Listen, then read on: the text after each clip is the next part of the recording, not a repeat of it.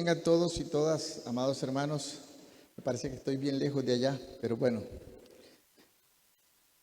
es un gozo tenerle a usted en esta mañana acá. Y gracias a las hermanas que nos dirigieron en las alabanzas, por usted que está acá presente. Y tenemos algunos reconocimientos y también algunas cosas por las cuales orar, algunos informes. Una de las cosas buenas es que nos han dado 15 minutos más en el culto, eran hora 15, ahora creo que tenemos hora y media, así que vamos a coordinar eso. Gloria a Dios, el Ministerio de Salud dio 15 minutos más. Queremos decirles que para algunos de los que tienen más tiempo de estar en la iglesia, el hermano Justo, que ustedes era el presbítero antes que venía a esta iglesia, falleció ayer en la madrugada de COVID. Así que debemos orar por su familia, que Dios les fortalezca y les ayude. Realmente es difícil, amados hermanos, perder un ser querido. Y también un sobrino de nuestra hermana Nenita, que no está hoy acá, María Elena Monge, falleció también ayer, creo, de un joven, muy joven, de un infarto. Así que nuestras condolencias para la familia, para Nenita y para toda su familia. Y creo que debemos orar por ellos, que Dios traiga paz a la familia. No es fácil, hermanos. En esta carne en que vivimos, en la humanidad, pues quisiéramos tener nuestros seres amados por siempre, pero todos sabemos que estamos en un proceso y que este mundo no es nuestro hogar, que estamos de paso, que somos peregrinos. Y lo más importante es dónde vamos a pasar la eternidad. Me gustaría que oráramos un momento por estas dos familias, la familia del hermano Justo López y de Juan Pablo, creo que se llama, o José Pablo, algo así, creo que Juan Pablo. Es el sobrino de nuestra hermana María Elena. Y también oremos por otro pastor, el pastor de la iglesia de Paquera. También está internado en el hospital con COVID. Hay varios pastores, por lo menos de la IBC, que sabemos, y me imagino que de otras denominaciones también habrán pastores allí y algunos que han partido. Padre, te damos gracias en el nombre de Jesús. Y te pedimos, Señor, que traigas paz y consuelo a estas familias. La familia del hermano Justo López, sobre todo su esposa Sofía, que tú la fortalezcas. Sus hijos, Dios, que tú les des paz. Que ellos puedan alabarte en medio del dolor, dándote gracias, porque sabemos, Señor, que estamos transitorios en esta tierra y que todos tenemos que pasar por ese camino, tal vez no de la misma enfermedad, pero todos un día vamos a ir a tu presencia. También oramos, Señor, por la familia y mi hermana María Elena, que han perdido un hijo, un sobrino, un ser amado, un joven. Señor, también la muerte no considera si son niños, si son jóvenes, si son hombres o mujeres, si son adultos. Todos tenemos que pasar por ese camino. Te pedimos que traigas paz a la familia, que tú los ayudes, que le fortalezcas en estos momentos difíciles. Y sobre todo, Señor, que los colmes de tu gracia, de tu amor y tus misericordias. En el nombre de Jesús. Amén. También queremos agradecer a el grupo de hermanas que trabajan acá en la iglesia. Yo sé que toda la iglesia participa, pero hay un grupo de hermanas que trabajan activamente y la buena noticia es que el equipo que estaban por comprar ya llegó. O sea, han visto que el sonido es diferente y ha sido una bendición. Queremos darle un fuerte aplauso a esas hermanas. Así que están en la cocina ahorita trabajando. Siguen trabajando porque, amén. Hay muchas cosas que hacer. Recuerden que tenemos solo un año para terminar la instalación de este templo. Esperamos que llegue el verano para poder quitar el zinc y arreglar lo que falta. Es bastante caro, todavía faltan cosas afuera. Pero estamos en el proceso y estas hermanas, yo sé que también usted colabora comprando y qué sé yo. Y a veces pensamos que el precio no es tan caro, es justo, pero lo hacemos no, hermanos, por el precio, lo hacemos para colaborar, lo hacemos como una colaboración. Pero también tenemos hermanos que que van repartiendo. Ahora no se puede comer aquí juntos, así que van repartiendo la comida, ponen sus vehículos también para ellos, sobre todo para el hermano Fran, que nos ha ayudado muchísimo en esto. Hermano Fran, bendiciones. Y también han visto un gran hueco ahí. El equipo de sonido, los sonidistas están trabajando para arreglar eso y tener un vidrio ahí donde podemos verlo. Ahora veo a Alvarito ya sentado, antes no lo veía. Estamos haciendo algunas cosas que nos van a ayudar. También quiero recordarles que este martes, hermanos, tenemos una reunión con el liderazgo, con todo el liderazgo. No solamente con los líderes de equipo, sino los que están ahí, porque queremos definir y vamos a estar hablando qué va a pasar con las transmisiones. Les estaremos informando el próximo domingo. No estoy seguro que vamos a seguir transmitiendo el culto en vivo. Posiblemente sí lo vamos a transmitir, pero lo vamos a transmitir en otra hora que no es esta. Así que yo sé que muchos están ahí tranquilos. La iglesia está pasando por una situación difícil, porque cuando esto termine, no sé si algunos ya se acostumbraron a no venir a la iglesia. Y no le estoy diciendo que tienen que venir, pero tenemos que tener esa necesidad de estar juntos. Aún los adultos mayores vienen y a veces los más jóvenes pues no. Y yo creo que cuando todo esto, y no solamente esta iglesia, hermano, todas las iglesias están pasando lo mismo. Ahorita los pastores y las iglesias están pensando qué va a ocurrir con la iglesia. Posiblemente tendremos una historia antes y después del COVID. Y yo sé que a veces vamos dejando la práctica y llegará el momento en que ya no necesitemos venir a la iglesia. Alguien nos hablaba de la iglesia de Walmart, que es cuando usted va y compra, y la iglesia de Amazon. ¿Cuál es la iglesia de Amazon? ¿Qué piensa? Cristian, pues eso ya era. ¿Cuál sería la iglesia de Amazon? La iglesia en línea. Entonces sí lo vamos a seguir haciendo, pero no lo vamos a transmitir justamente como ahora que se está transmitiendo. No digo que este es el último, vamos a discutir eso, pero es muy posible que el próximo domingo ya no haya una transmisión en vivo, para que vayan orando por eso. Bien, en esta mañana, hermanos, yo quiero compartir un pasaje y que juntos pensemos, que está en el Evangelio según San Lucas. Es el único evangelio que comparte esta historia y es una parábola. La parábola del hijo, en la Reina Valera le llama la parábola del hijo pródigo, pero en realidad la mayoría de las Biblias le llaman la palabra del hijo perdido, porque cuando hablamos del hijo pródigo es alguien como que va por ahí y viene, pero realmente era un hijo que estaba perdido. De hecho, la Biblia, lo vamos a ver más adelante, que el padre le llama mi hijo que estaba muerto.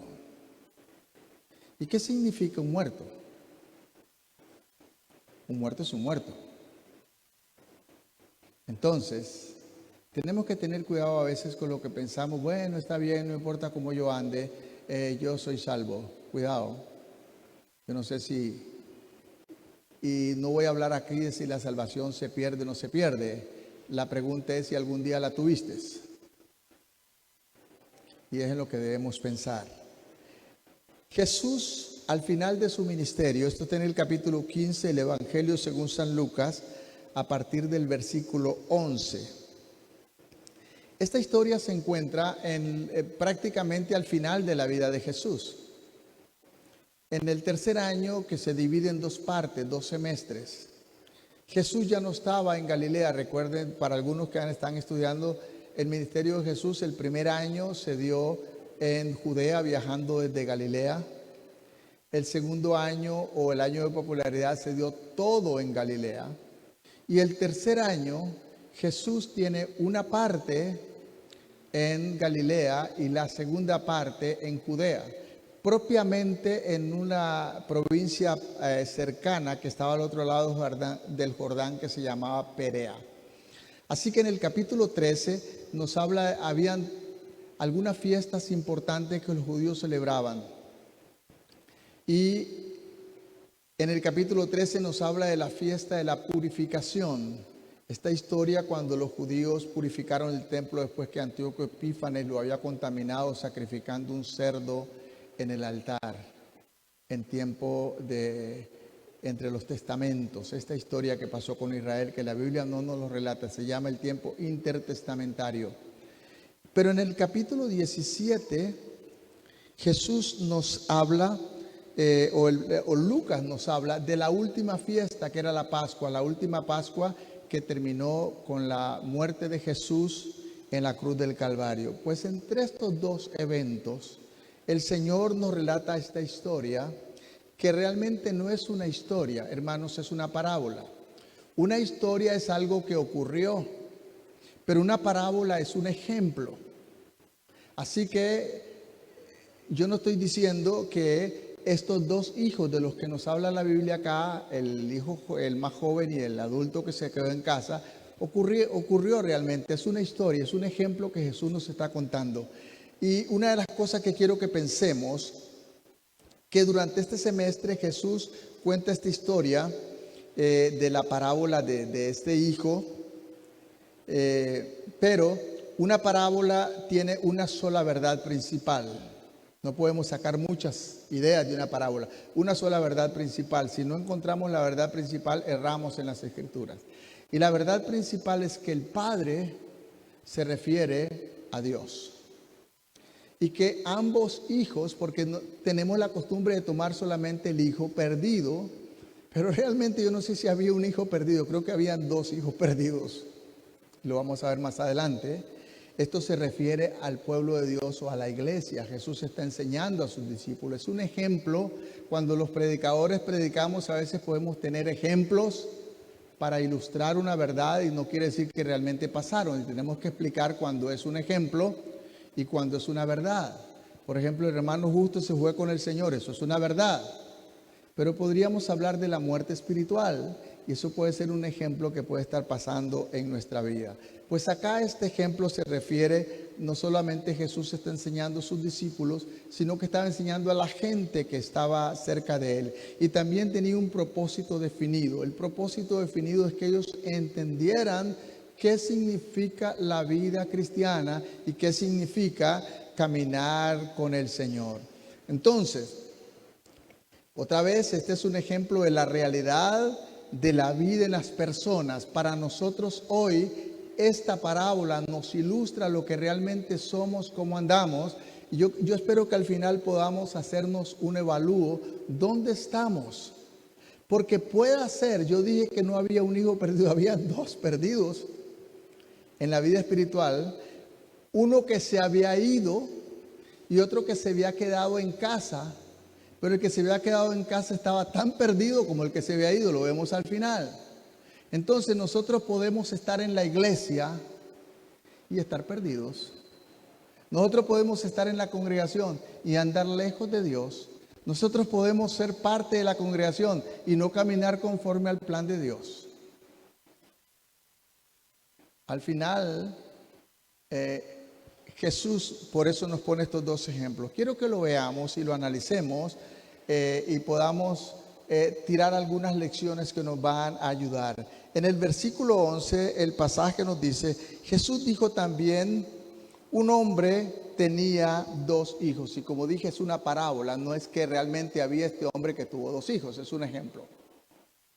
Un hombre que tenía dos hijos.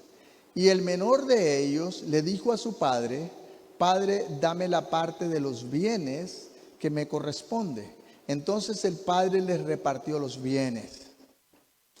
Unos días después, el hijo menor, y este hace un énfasis en el hijo menor, juntó sus cosas y se fue lejos a una provincia apartada y allí disipó sus bienes llevando una vida, la Reina Valera dice, viviendo perdidamente.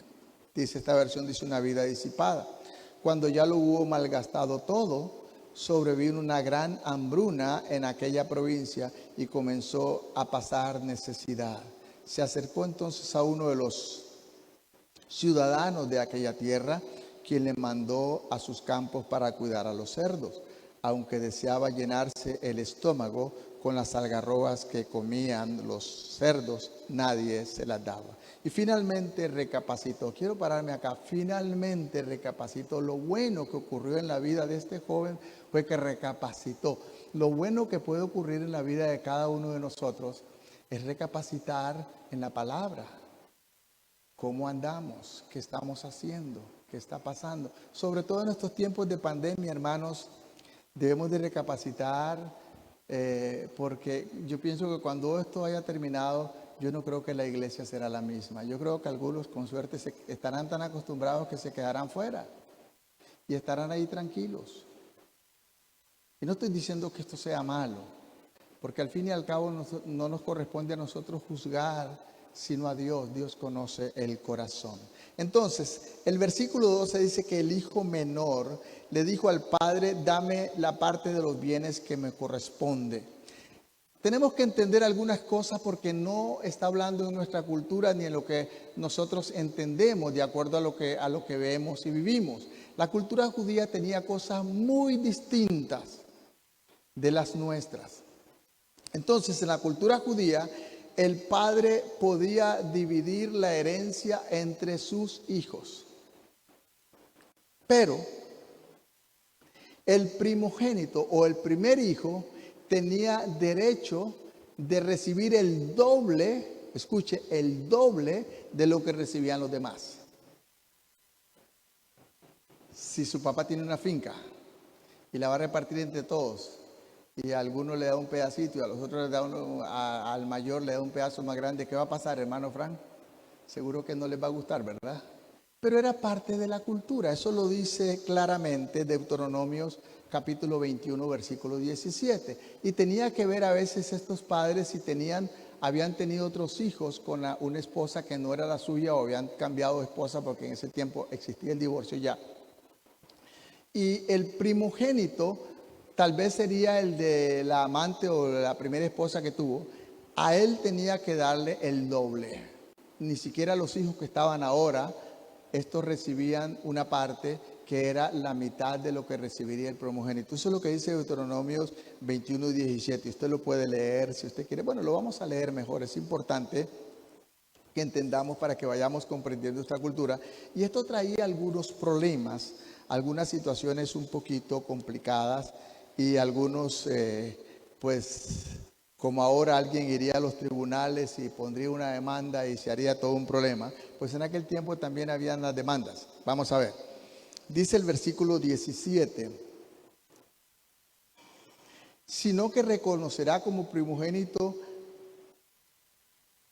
al hijo de la aborrecida y le dará doble porción de la herencia que le corresponde a cada uno de sus hijos, porque ese fue el primero que tuvo y a él le corresponde el derecho de la primogenitura. Ya no pasa eso ahora, ¿verdad, hermanos? Sería un problema, iríamos al juez. Entonces, el primogénito, la primogenitura tenía muchos beneficios, aún delante del Señor. En este caso, el primogénito recibía el doble de lo que recibían los otros. Es interesante. En el tiempo de Jesús habían algunos problemas. El capítulo 12, veamos, posiblemente haya pasado un caso de esto. En el capítulo 12, ahí mismo en Lucas, el versículo 13, Jesús nos cuenta una historia. Y la historia que nos cuenta, esta sí era una historia real. Esto no era una parábola, esto era una historia real que le pasó al Señor Jesús. ¿Por qué? Porque el Señor Jesús era un rabino. Entonces, dice el capítulo 12, el versículo 13, lo siguiente: uno de la multitud le dijo: maestro, dile a mi hermano que comparta conmigo su herencia. ¿Por qué? Porque posiblemente su hermano era el primogénito y le habían dado el doble. Y quería parte de esa. Jesús era un rabino y por eso a los rabinos les correspondía arreglar estos problemas. Ellos eran los que tomaban la decisión cuando había un litigio, por así decirlo, entre algunos hermanos por la herencia. Jesús termina dándole no una explicación, sino termina hablándole del egoísmo y le dice que Dios no lo puso a él para repartir herencia y que no sea egoísta. O sea que lo más importante es seguir al Señor y no tan solamente la plata o los bienes que tenemos. Bueno, simplemente le cito esto porque posiblemente fue una historia que en algún momento le tocó a Jesús y a alguien, como Jesús era un rabino, era un maestro, pues le pide que intervenga entre él y su hermano que posiblemente tenía una herencia más grande. La segunda cosa que nos cuenta Lucas en este pasaje es que era muy raro en esta cultura que los hijos pidieran la herencia antes de que el padre muriera. Bueno, eso es muy común ahora, por las cosas que pasan con la ley y algunos padres que han heredado a sus hijos. Yo conocí una señora en San Carlos, cuando estábamos en San Carlos, que le dio la herencia a su hija y lo que le dio fue su casa, pero con la condición que ella viviría en la casa hasta que ella falleciera y su hija tomara control completo. Pero resulta ser que la hija se casó. Y cuando se casó, pues vino un extraño, que era el esposo de la hija, a vivir a la casa y le aconsejó: mira, hagámosle un arreglo a la casa, que sea mayor. Tu mamá de por sí está mayor, hagámosle un cuartito allá afuera. Hagamos un préstamo, un cuartito para que tu mamá viva tranquila, para que tenga su privacidad y qué sé yo. Y al final la hija terminó hipotecando la casa y al final terminaron echando a la viejita afuera. Y la viejita, que había trabajado toda su vida, terminó viviendo alquilando un cuarto porque... Qué triste, pero eso pasa ahora. No era la cultura de ese tiempo. Así que es extraño que este hijo menor le diga al padre: dame la parte de herencia que me corresponde, porque él sabía que no le correspondía todo, que le correspondía la mitad de lo que le correspondía a su hermano mayor, según la cultura. Pero Lucas nos da algunas pistas de por qué y qué fue lo que ocurrió y por qué este hijo tomó esta decisión de pedirle a su padre la herencia antes de que su padre falleciera.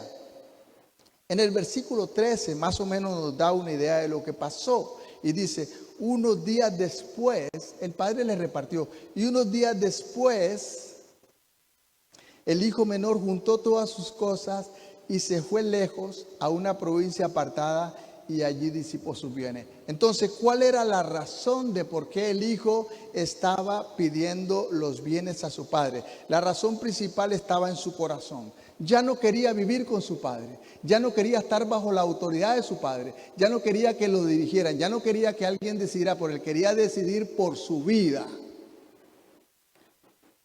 Jesús nos está dando una lección espiritual acá. Muchas veces, y lo que estamos viviendo en nuestro tiempo, podemos estar en la iglesia, pero no queremos vivir conforme la palabra de Dios, y no queremos vivir muchas veces como nos da la gana, como nosotros pensamos, a nuestra manera, haciendo las cosas como nosotros pensamos que es la mejor forma. Eso significa que ya no queremos estar bajo la autoridad de Dios. Queremos que Dios sea el siervo poderoso simplemente que nos bendice, que nos ayuda. Cuando tenemos problemas le clamamos, pero hasta ahí. No te metas con esto. Alguien dijo una vez, había un misionero acá que se llamaba Don Juan Gosman. Dice que cuando los creyentes venían a la iglesia o se convertían, él les decía: cuando te conviertes todo. Pero algunos decían: yo me convierto, pero no te metas con mi plata. Esa es mía. Yo te entrego mi corazón, pero no mi bolsa. Bueno, hay muchas áreas de nuestra vida que a veces no queremos entregar al Señor. Este joven quería vivir a su manera. Quería hacer las cosas como a él le placía. Ya no quería estar bajo la autoridad de su padre. Quería disfrutar, por así decirlo, disfrutar del pecado. Es interesante que a veces hablamos con los creyentes y nos dan una serie de excusas para su pecado. Y a veces hasta los padres somos alcahuetos en esto. Eso traerá consecuencias. ¿Cómo vivió? El versículo 30, su hermano, que estaba enojado, muy enojado. Veamos lo que dice el versículo 30. Le dice al papá, y no quería ni siquiera reconocer a este como hermano. Le dice: pero ahora viene... No dijo mi hermano, dice: viene tu hijo, que malgastó tus bienes con rameras y has ordenado matar al becerro gordo y hacerle una fiesta. O sea, el hermano estaba sumamente molesto. Y yo no sé si realmente el joven había vivido de esta manera, seguro que sí. Pero acá es el que nos dice que vivió perdidamente con rameras y una serie de cosas. Entonces, las consecuencias de apartarnos del Señor, las consecuencias de dejar el camino del Señor, las consecuencias de querer andar conforme a nuestro corazón, conforme a lo que a nosotros nos place. El Padre le repartió. Dios también te deja, Dios no te va a obligar, Dios no te va a forzar, no nos va a forzar a ninguno de nosotros a estar aquí, tiene que ser así. En el reino de los cielos no habrá gente que no quiso estar. En el reino de los cielos solamente habrá personas que amamos a Dios y que quisimos andar con Él. Los que no estarán allí. El Padre le repartió sus bienes y lo dejó ir. No dejó de amarlo, lo seguía amando, pero lo dejó ir como al joven rico. Y esto trajo consecuencias serias. Las consecuencias de nuestras malas decisiones se encuentran en el versículo 14 y el versículo 15. Cuando ya lo hubo malgastado todo, sobrevino una gran hambruna en aquella provincia y comenzó a pasarla mal. Comenzó a faltarle necesidad. Cuando dejamos al Señor, hermanos, van a haber consecuencias muy serias en la familia, en la salud, en nuestros bienes, en una serie de cosas. Y entonces empezamos a culpar al diablo. Creo que una vez les conté una historia que el diablo estaba llorando en el parque. Y le dije, pues, diablo, ¿por qué llora? Y dice, porque los cristianos me echan la culpa de todo. En realidad, era su decisión. Y ahora empieza a pasar una serie de situaciones difíciles, dice el versículo 15. Se acercó a uno de los ciudadanos de aquella tierra, posiblemente lo conocía, no sé si le ha invitado en algún momento y han participado de la fortuna que él tenía. Y este le manda al campo a cuidar unos cerdos.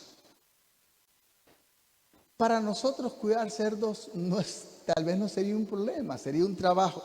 Pero para un judío, hermanos, cuidar cerdos era una vergüenza, era una humillación, la peor humillación que alguien puede pasar. Era lo más terrible que podía llegarle a una persona. Dice Levíticos capítulo 11, el versículo 7, que los cerdos, según los mandamientos de Dios para los judíos, son considerados impuros. Los cerdos no pueden ni siquiera tenerlos, ni siquiera acercarlos, traen contaminación a ellos. El cerdo para un judío es como el pecado en la vida de un cristiano.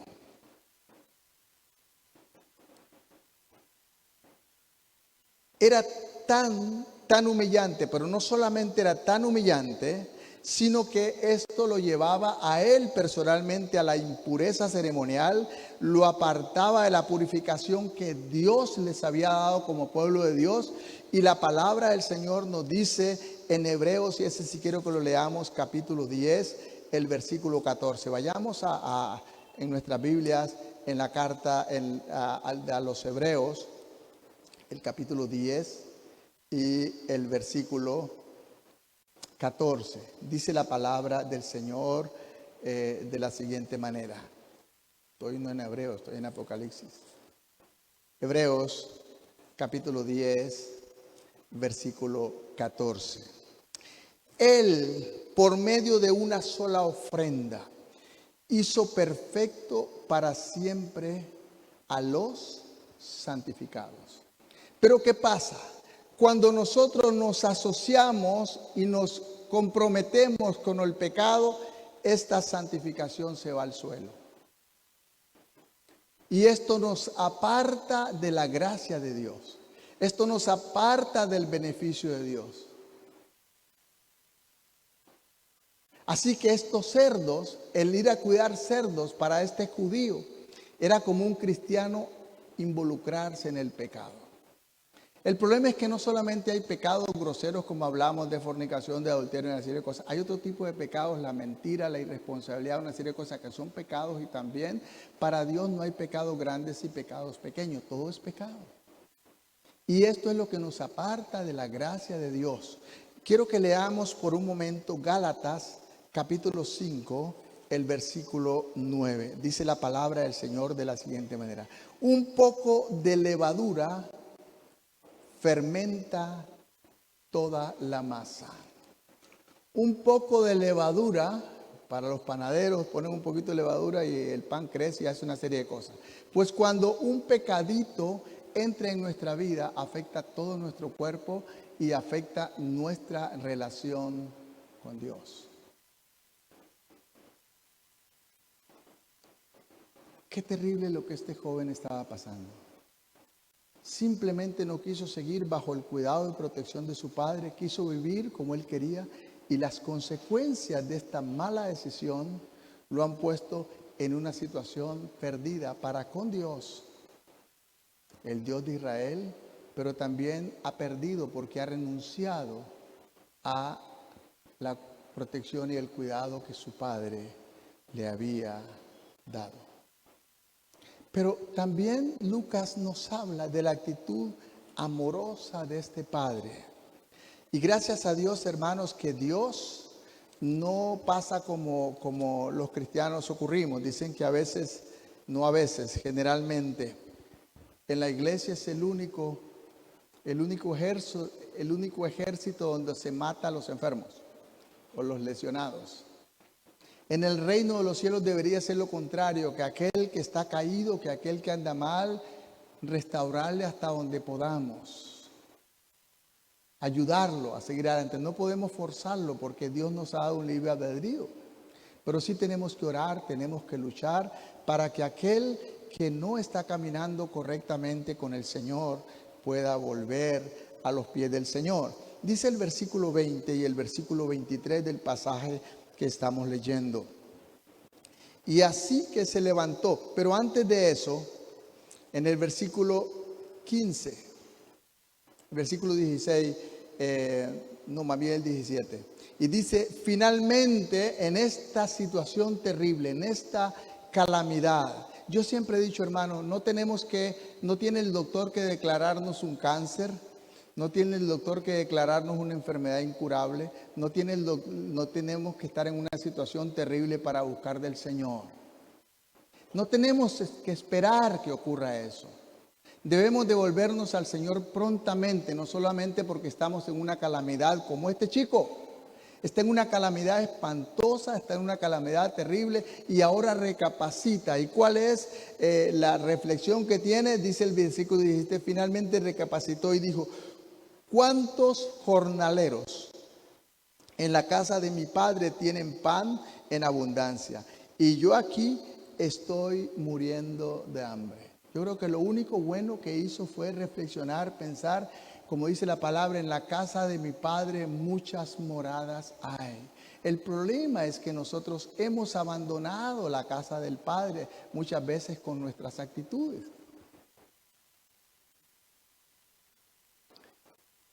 Pero no solamente recapacitó, sino accionó. Se puso en camino con una premisa en mente. Cuando llegue le voy a decir a mi padre, le voy a pedir perdón. Pero en el versículo 20 dice, y así que se levantó y regresó con su padre. Todavía estaba lejos cuando su padre lo vio y tuvo compasión de él. Corrió entonces, se echó sobre su cuello y le besó. Ni siquiera oyó lo que éste le dijo. El padre que siempre lo estuvo esperando. Dios siempre te está esperando. Dios siempre está esperando que nosotros nos volvamos a Él. Dice la palabra, volveos a mí y yo me volveré a vosotros. Dios tiene una disposición clara siempre. El problema es nuestro orgullo, el problema es nuestra actitud, pero Dios nos ama siempre. Mientras tengamos vida, hermanos, tenemos esperanza. Ahora, usted puede decir, bueno, pero nosotros no estamos allá afuera como el hijo pródigo. Permítame decirle que el que estaba adentro no estaba mejor que el que estaba afuera y lo vamos a ver ahorita.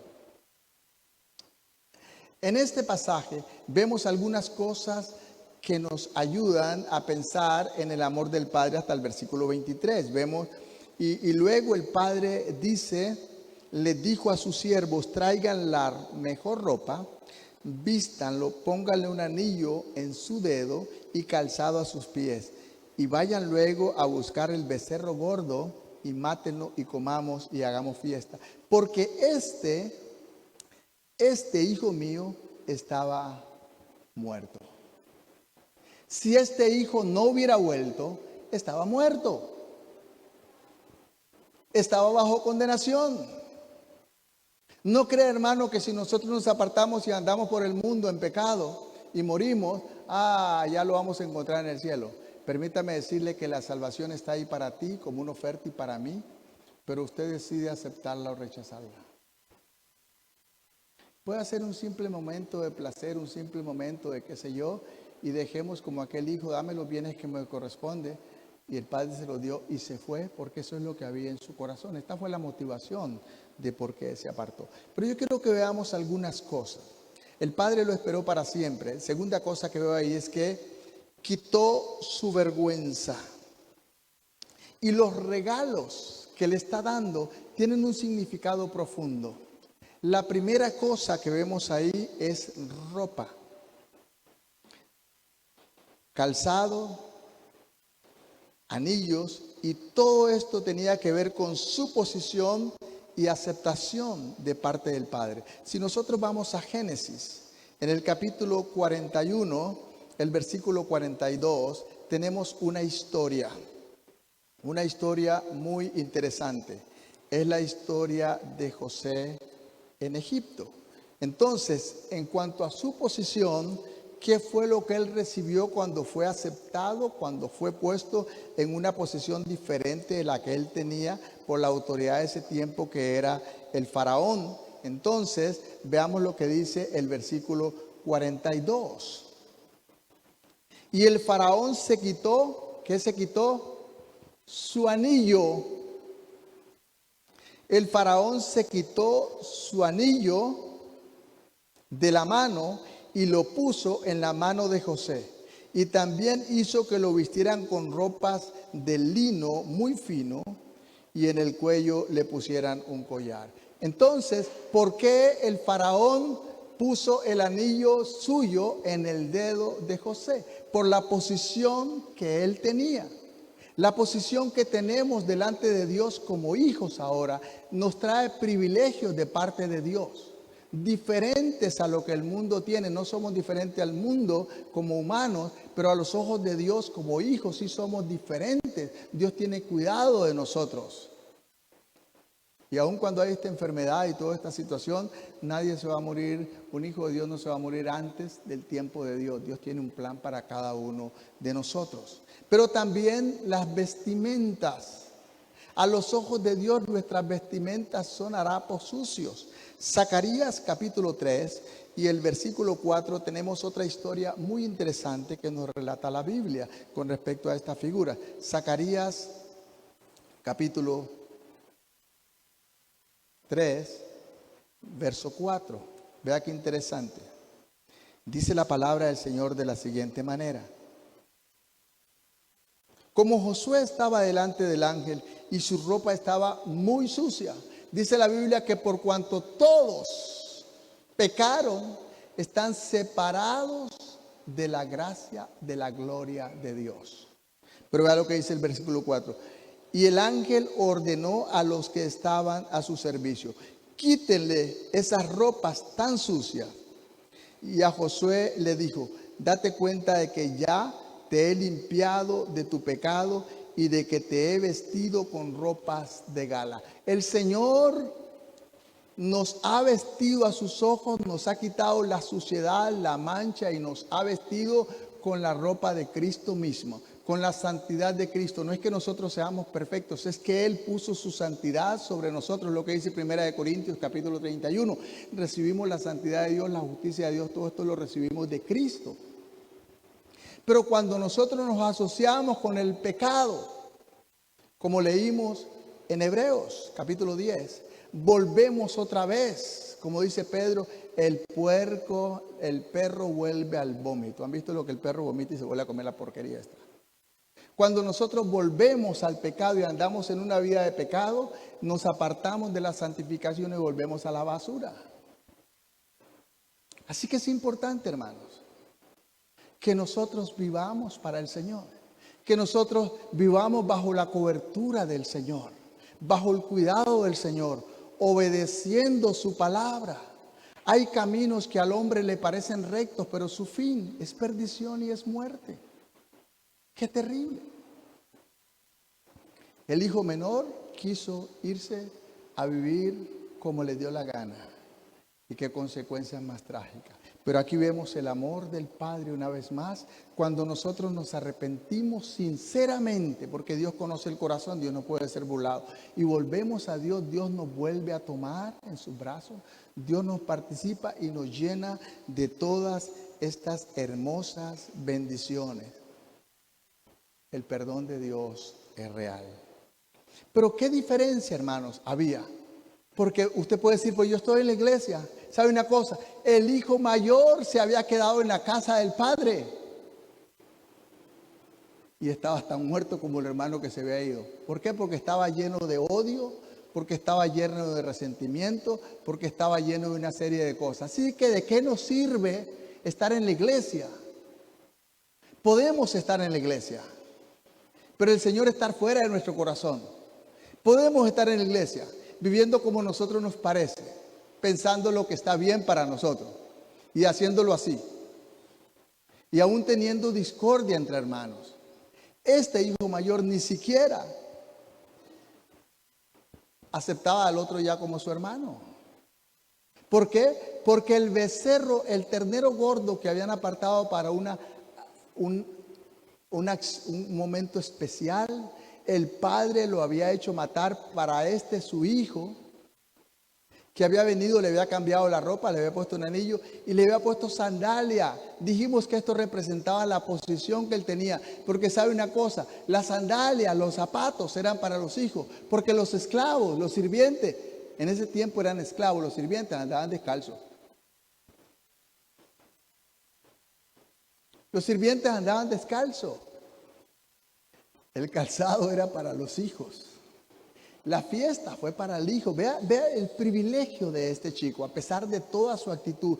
El arrepentimiento una vez más nos mete en la presencia del Señor y su amor es tal que nos cubre. Veamos lo que el pasaje nos sigue diciendo, versículo 28. Cuando el hermano mayor escuchó esto, se enojó tanto que no quería entrar. Así que su padre salió a buscarlo. El padre les amaba a ambos. Este era el hijo mayor, posiblemente la herencia doble le había quedado a él. Sin embargo, estaba lleno de egoísmo. Seguramente estaba pensando, ahora regresó este tipo sin nada y otra vez hay que volver a compartir. Qué terrible, hermanos. Qué terrible. Versículo 29. Pero el hijo mayor le dijo a su padre, aunque llevo tantos años de servirte, nunca te he desobedecido. Tú nunca me has dado ni siquiera un cabrito para disfrutar con mis amigos. ¿Nunca le había desobedecido? ¿Acaso que el padre le mandaba que estuviera lleno de odio? ¿Que no aceptara a su hermano? ¿Que tuviera esta actitud? No. El Padre nos manda a amarnos unos a otros. Y en esto conocerán que son mis discípulos, dijo Jesús en el capítulo 13 de Juan, cuando os améis los unos a los otros. Cuando os améis los unos a los otros. Y no solamente amar al hermano o la hermana que es nuestro amigo, con el cual tomamos cafecito y que nos llevamos bien. Aún aquellos que hay que poner un poquito de aceite para bajarlos, también hay que amarlos. Son mis hermanos en Cristo. Y por esto es que debemos esforzarnos más hasta que esta actitud cambie. Por esto es que más hay que luchar. Por aquel que nos cuesta aceptar. Ahí es donde tenemos que orar, buscar hasta que esta persona se convierta en una persona amada, porque el amor de Dios en nuestros corazones es lo que produce. Entonces, si este estaba dentro de la iglesia, estaba tan muerto como el otro, muertos en sus odios, muertos en sus pecados, y si moría igualmente iría al infierno. ¿Por qué obedecía? Posiblemente porque pensaba que todo lo que estaba en casa era suyo, y ahora lo que él supuestamente tenía se ponía en peligro. Y en este momento también se molesta con su padre. Posiblemente está teniendo la misma actitud de aquel que se fue, por lo menos aquel se fue y se llevó todo y vivió como le dio la gana. Manifestó su resentimiento. Este manifiesta su resentimiento estando en casa. En casa. Y le dice al padre, tú nunca me has dado nada. A veces decimos cosas. Una de las cosas que me ayuda, mi esposa a veces me ayuda y a veces es durita. Hoy le pedí perdón al Señor. Todavía del accidente tengo mis manos dormidas y me cuesta mucho a veces abotonarme, hacer una serie de cosas. Estaba tratando de ponerme el botoncillo acá y entonces no lo podía hacer. En ese momento ella entró y dije que estos dedos no me sirven para nada. Dijo, claro que te sirven, los tienes ahí. ¿Qué tal si no tuvieras los brazos? ¿Qué tal si los hubieras perdido? Y eso me hizo reflexionar. A veces decimos cosas tontas. A veces nos quejamos por tonterías. ¿Cuánta gente realmente está en una situación trágica, difícil, y nos quejamos por cosas pequeñas? Tenemos que reflexionar en lo que decimos. Eso me golpeó fuerte. Después tuve que decirle, Señor, perdón. Claro que mis manos solo están dormidillas un poco, pero sí tengo buenos dedos, los tengo ahí, se van a componer un día. Pero a veces nos quejamos por tonterías. No me has dado nada. ¿Y qué le dice el padre? Hijo, esto es tuyo. Si a ti te ha dado la gana vivir como el sirviente, es tu problema. A veces en la casa del Señor vivimos como los sirvientes, esperando hacer cosas para que Dios nos dé. Permítame decirte que somos hijos. Y como hijos tenemos los privilegios. Yo estoy seguro que en la casa de este hombre habían mejores empleados y fieles que este vago que se fue y perdió todo. Pero cuando regresó a la casa era el hijo y seguramente le decía al mejor empleado, llename la copa, y se la tenía que llenar porque era el hijo. Permíteme decirte que usted no le agrada a Dios por ser sirviente. Usted le agrada a Dios por ser un hijo o una hija de Dios. Ese es el privilegio. No es ser sirviente. Servimos porque amamos al Señor, porque estamos agradecidos. Pero aquí hemos visto con el trabajo.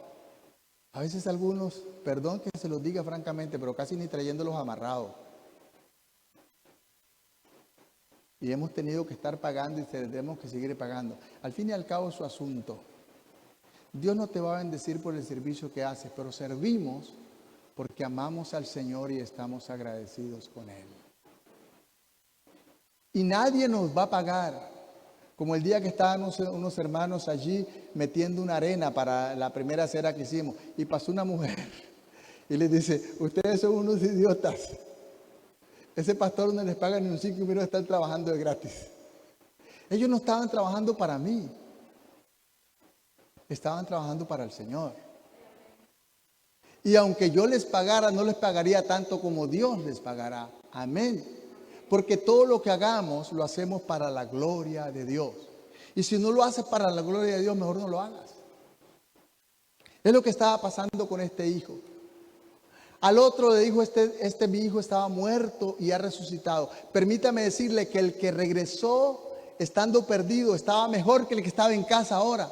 Porque este vino arrepentido y reconociendo ahora el amor y la misericordia de su padre. Mientras que el que estaba en casa ni siquiera seguía reconociendo. Hermano, un momento de reflexión. El que estemos en la iglesia, tenemos que reflexionar. ¿Estamos viviendo para glorificar al Señor? ¿O estamos viviendo simplemente para reconozcan lo que hacemos? Es una situación importante, yo lo digo para mí mismo. Alguien me ha dicho, usted es un tonto, porque se trepó a trabajar, aquí lo trajeron a pastorear, no a trabajar. Yo estoy en la casa de mi Padre. Y no lo hago para ustedes, ni lo hago para ninguno, lo hago para el Señor. Amén. Y Él me paga mucho más. Y aunque no me pagara, Él me ha dado lo que jamás lograría por mis medios, la vida eterna. La vida eterna. Y le dice, tu hermano estaba muerto, pero este hijo mayor, aún estando en casa, seguía muerto. La pregunta es, ¿usted está viviendo como un vivo o como un muerto espiritual? Permítame decirle que la muerte física es insignificante frente a la muerte espiritual. Porque la muerte espiritual es separación de Dios. La muerte espiritual es separación del Padre. Así que podemos estar dentro de la congregación y estar muertos espiritualmente. Eso nadie debe venir a juzgártelo. Eso debe ser una actitud personal. Una actitud nuestra. Una actitud de nuestro corazón. Para con Dios. Porque si no, sería hipocresía. Y Dios no puede ser burlado. Y la historia termina en el versículo 32 y 33. El padre le dijo, hijo mío, tú siempre estás conmigo y todo lo que tengo es tuyo. Pero era necesario hacer fiesta y regocijarnos porque tu hermano estaba muerto y ha revivido y se había perdido y lo hemos hallado. Hermano, qué gozo cuando alguien que se fue, no importa por qué situación se fue, regresa a casa. Deberíamos hacer una fiesta, deberíamos gozarnos con él, servirle la alfombra.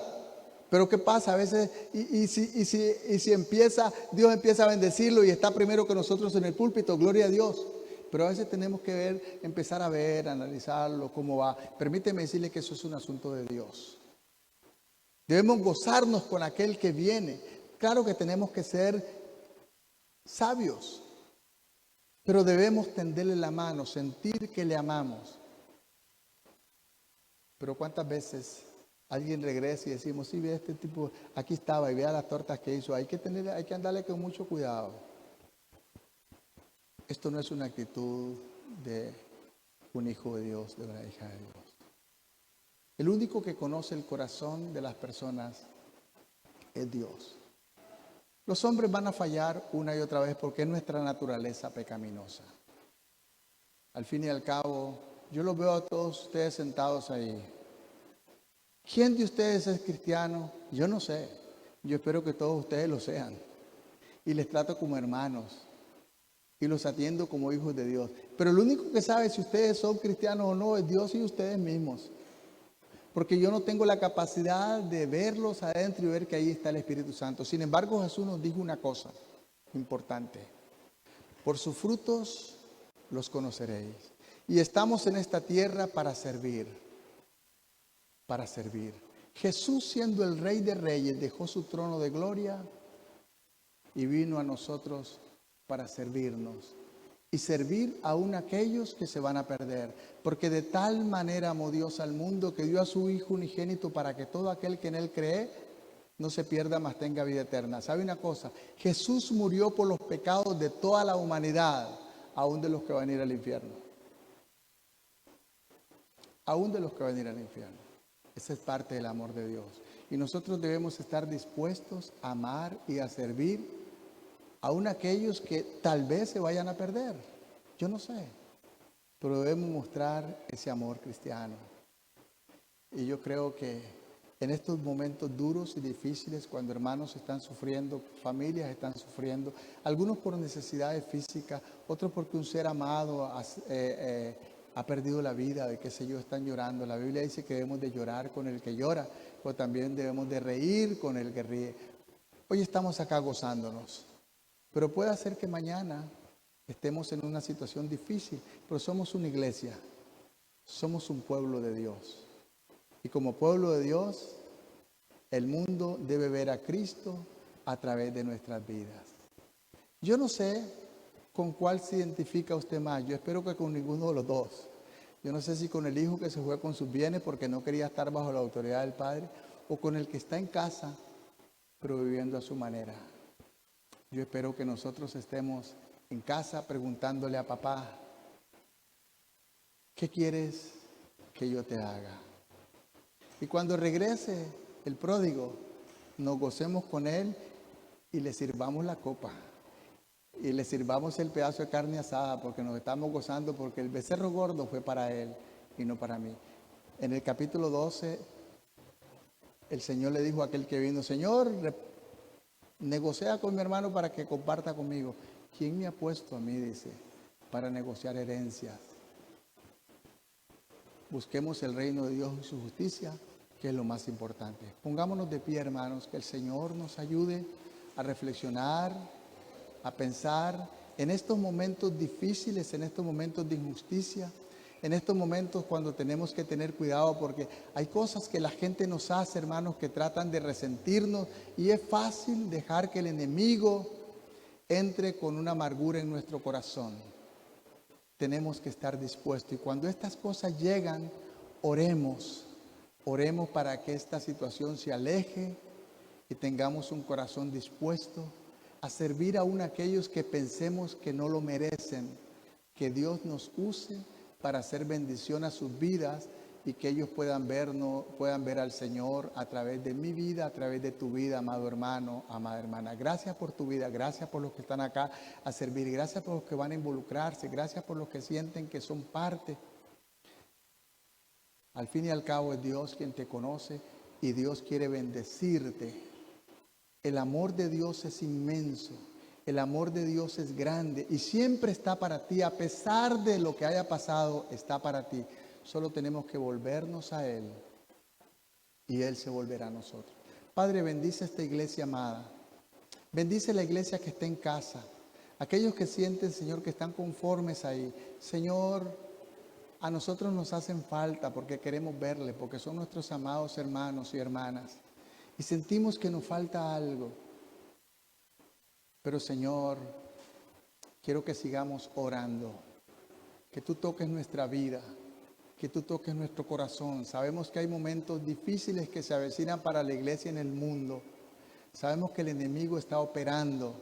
Pero Señor, el Espíritu Santo está en nuestro corazón, en nuestra vida. Y queremos no parecernos ni al hijo menor ni al hijo mayor.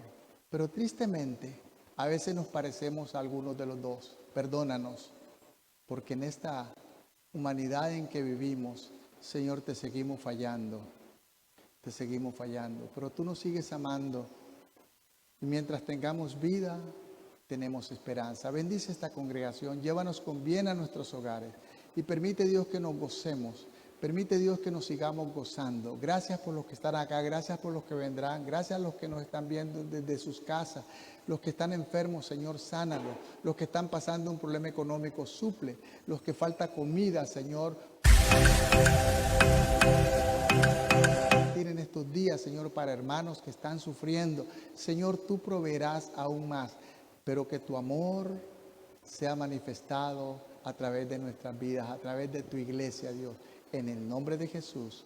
Amén y amén. Que el Señor les bendiga, amado hermano. Puede voltearse, saludar a su hermano y verlo desde lejos.